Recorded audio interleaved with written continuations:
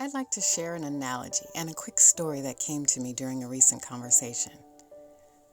For a moment, imagine that you're standing outside with two other people. They're in the midst of a dispute, and you are acting as their mediator, and you're trying to understand why they can't come to an agreement. At a certain point, you decide to ask them a simple question, and you're pretty sure they'll get it right because they're both wearing glasses, which means they should have 20/20 vision. So you ask them to tell you what color the sky is. And then to your surprise, one of them tells you it's blue, and the other one tells you it's orange. And they're both honest and sincere in their answers. So you become puzzled by this, and you finally think to ask for their glasses. When you look through their lenses, you discover that one pair has a blue tint and the other has an orange tint. Now, in this circumstance, could you say they were both right? They both told you their genuine truths. They told you exactly what they saw through their individual lenses and perspectives. Well, what if your truth was that the sky was actually white? Who would be right? Sometimes we are so quick and willing to judge people for their viewpoints, not realizing that if you were in their shoes or looking through their lenses, you would see the same thing. We have to realize that the information we have stored in our brains, along with the emotions and experiences we've had in our past, these are the elements that come together and help formulate our unique opinions in life. I remember some years ago, I had an encounter with a young lady at church, and this just blew me away. She stopped me in the hallway and said, "Excuse me, but I just want you to know that I see the way you look at me every Sunday, and I know you don't like me. But for the record, I don't care what you think. I don't like you anyway."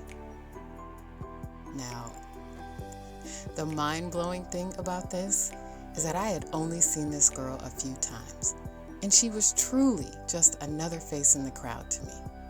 She and I had never made eye contact, and I had never even had a single thought about her. The only thing I could surmise is that someone had really hurt this young girl, and it may have even been someone who looked like me. But in my heart, I had to give her mercy and grace. And I had to realize that that event was real for her, and it was her perspective. I wasn't seeing the world through her lens, so of course I didn't agree with her, but I chose to accept her truth and let it go. Because sometimes that's just the best thing to do. So what am I saying? I'd like to invite you to join me in asking Holy Spirit to reveal any moments where I'm being judgmental and lacking grace, mercy, or humility.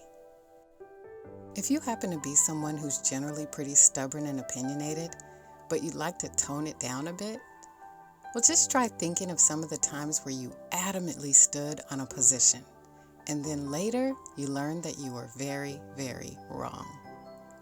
And of course, I'm not advocating that we second guess our foundational beliefs or start to mistrust our insights or instincts. I'm simply saying that some of us could stand to lead with a little more humility. I'm reminded of this verse in Proverbs 18.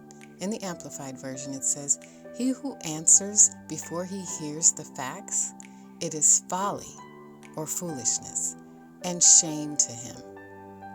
So I'll end with this slight paraphrase of Proverbs 3:5.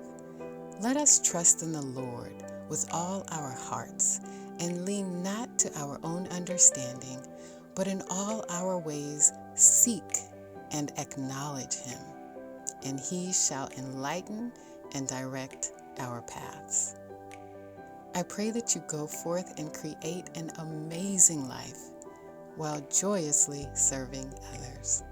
Bye for now.